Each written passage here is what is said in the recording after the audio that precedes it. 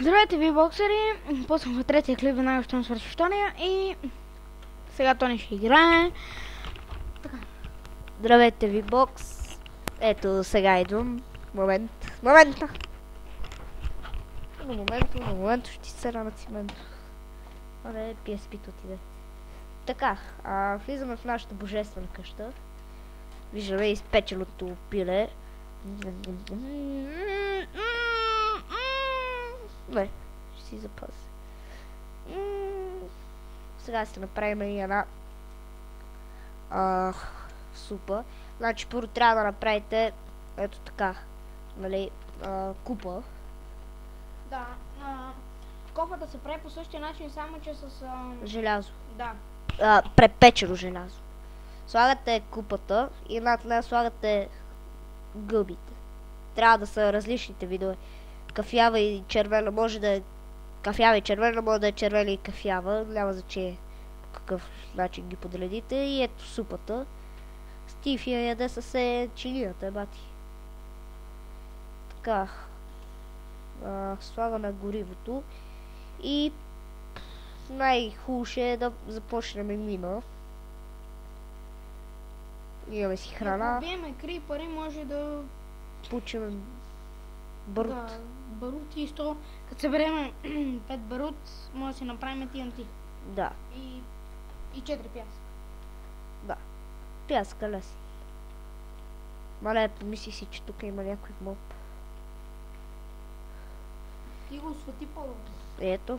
Защото му е верно някой се спълня и... Паси. И сега почвам. Нямаме... Какво няма? Клона за легло, бе. Не за какво? Виж, че ние си прегощуваме хубаво. Да, ама...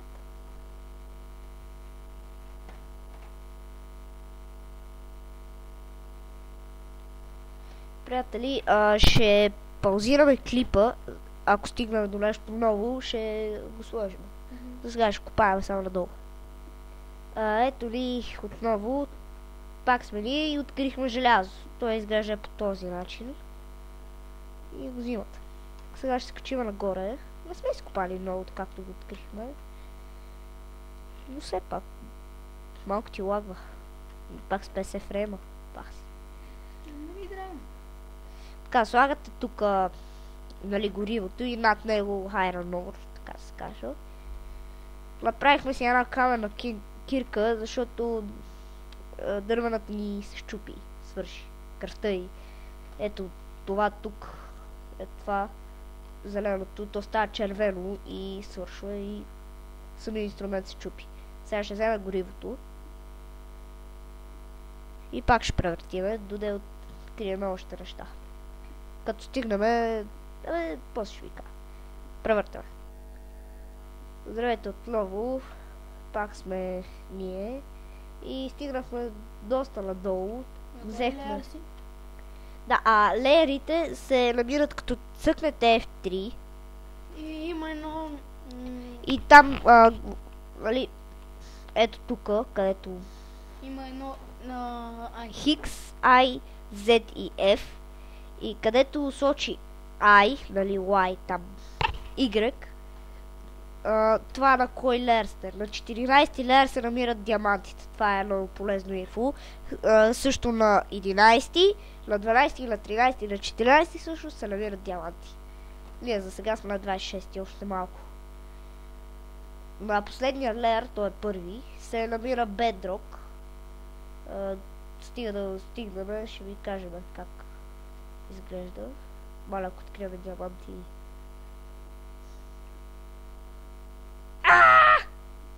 Лапис лазули обаче.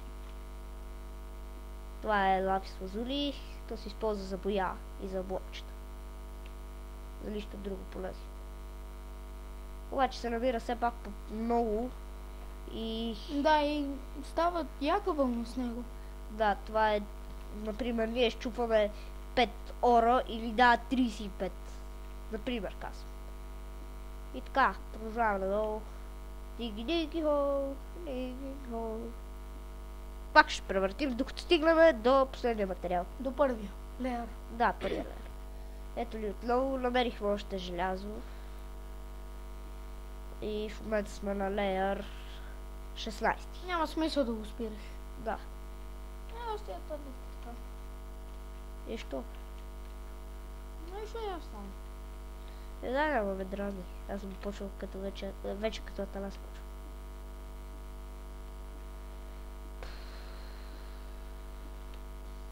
Малко тъмничко става. Трябва да слагате торча в тъмното, защото да не се спалят някакви гадни мазни долни тъпи тъпти. Да, ние си направихме втора така кирка. Каменна кирка си направихме втора. И продължаваме да копаеме на леер. Моли. Господи мили! Мале, бати якото. Диаманти! Да, диамантите трябва да се взимат с... Бати късмет още в третия клип диаманти. Ела сяката. Виж на 9 леер, майче. 9, да.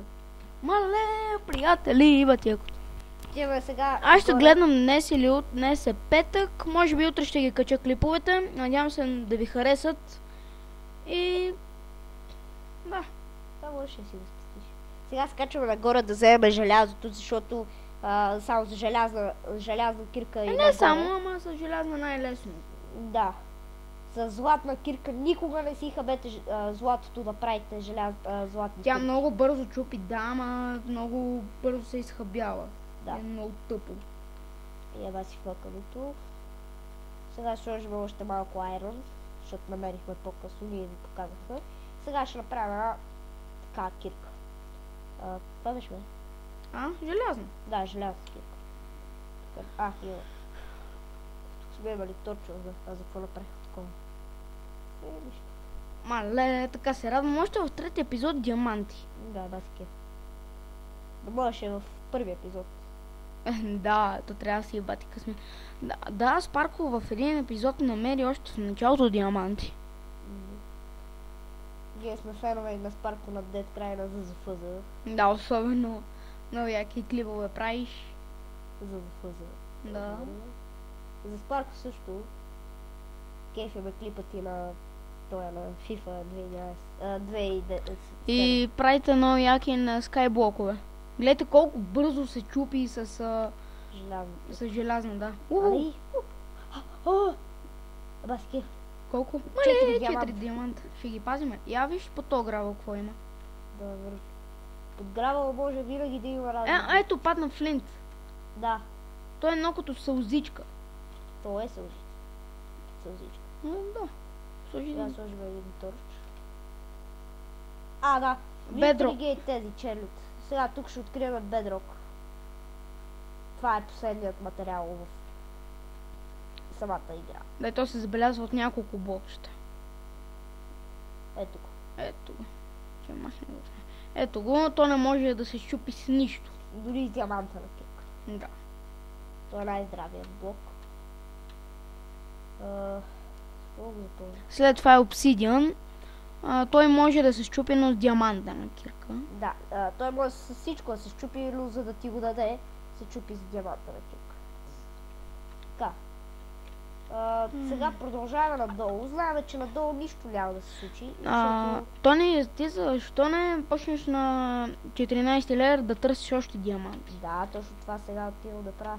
Приятели, ако спират рязко клиповете без да казваме, че ще спираме, това е заради бандикам, защото не мога да снимаме повече от 10 минути, ако не сме скупени. Ето и Redstone. Да. Той не е много важен. Вижте колко бързо обаче се щупи с... Да, с желязната кирка. Да, доста бързо. Преди в Майнкрафт, другите Майнкрафтове...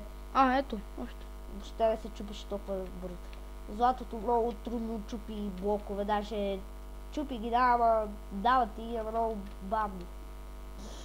Знаете за запушения на нос. Така, продължаваме напред на 14 лева. Така изглежда Redstone. Той е с полза за вериги.